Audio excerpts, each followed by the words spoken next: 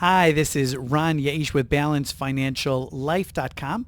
We're going to be addressing a specific question as we do. When we notice that individuals ask questions to pieces of content that we put out, whether it's to our blog or our videos, and if we find enough people are asking questions, similar questions, we want to address that more directly. Or you can go to our website, balancefinanciallife.com, and some people take that medium and they ask us questions, and we do our best to address those questions in a timely manner. Okay, so today's question has to do with an emergency fund and goals. So I'll bring up the question, but then I have kind of an example because I do wear another hat when I'm not focusing here on financial and money education, personal finance and money education. I do work as a financial advisor, so I do have examples and situations that come up. And I found one that I think would tie into this question to provide some clarity and kind of like a dramatic example. So the question had to do with keeping things simple, right? I'm somebody who is overwhelmed by finances. I'm setting money aside into one account. That money I'm considering as my emergency fund. However, I do have some ideas that I'd like to use the money when that money grows to buy and take care of things that are on my bucket lists and various different goals I have. So sounds great and a very innocent question, but let me go into the example that I came across. Sitting across from a couple, and we went through there. One of the first things we do is we'll go through we'll do a strategy session, we'll go through their budget, just trying to prop myself up here, and we go through the checklist, right? We want to make sure that things are done. So you have this check, you have this check. Do you have an emergency fund? And we see, okay, they have set aside $180,000. I said, wow, that's really awesome. You're going to be in a great position. And I explain why. And then the wife smirks. And I say, okay, am I missing something? Well, from that $180,000,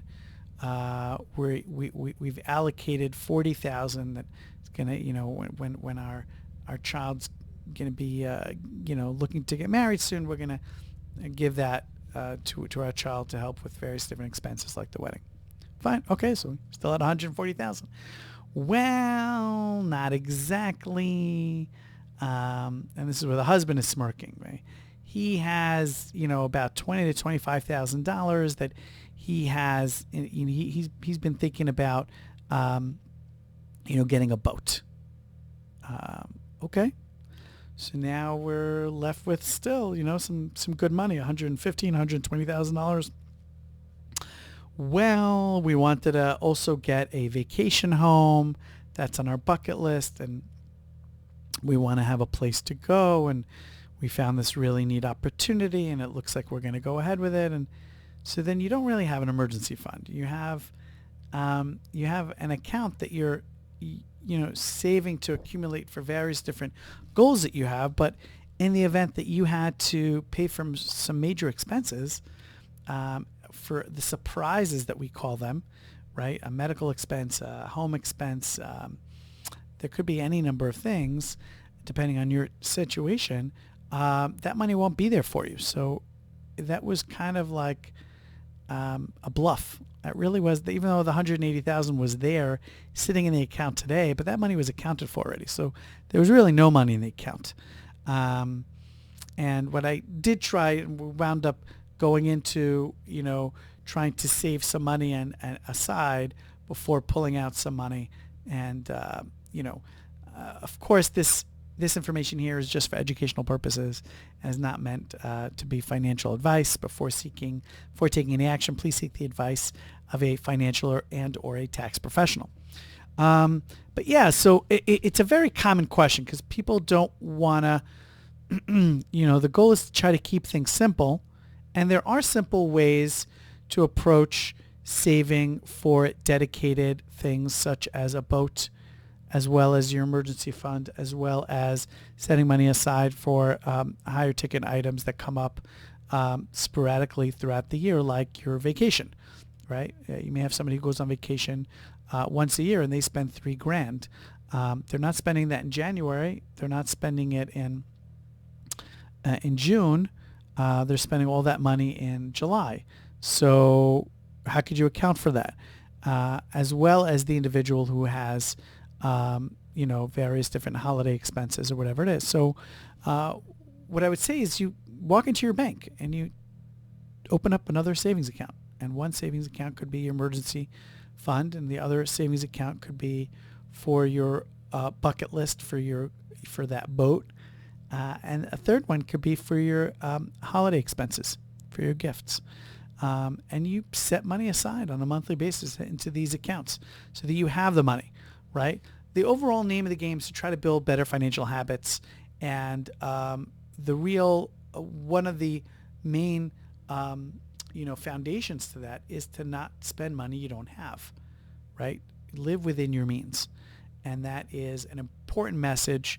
And it's very hard to do, especially when we get all these messages, how easy it is to, get this credit card and, you'll get a cash back here and can get access to these types of loans if you need something there here, and you can get all this money almost immediately. And a little overwhelming and confusing, but try to stay on track, try to just, keep at it and keep your head down and stay focused. Anyway, this is Ron Yaish with Balanced Financial Life. Glad you spent some time with us. Please let us know if you have any questions or your own examples or thoughts. Please share it below. And welcome to our community of money and personal finance education. If you have a specific question that you want to address that has nothing to do with this, you can address it here as well, or you can go to our website, balancedfinanciallife.com, and go to the section called Ask Ron, and we try to address that in these types of platforms, as well as we can respond back to you directly if you put your email address there. It is optional if you want to stay anonymous, but we could get back to you, and we try to do so in a timely fashion. Again, thanks for spending some time with us. Have an amazing day. Bye-bye.